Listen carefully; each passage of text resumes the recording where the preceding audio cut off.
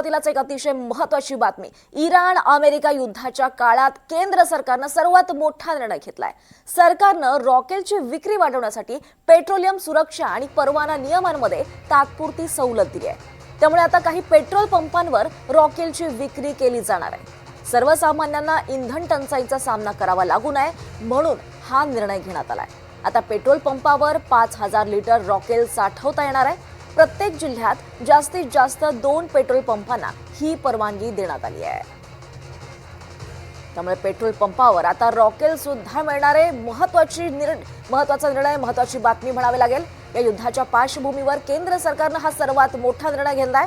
सरकारने रॉकेलची विक्री वाढवण्यासाठी आता पेट्रोलियम सुरक्षा आणि परवाना नियमांमध्ये तात्पुरती सवलत दिली आहे।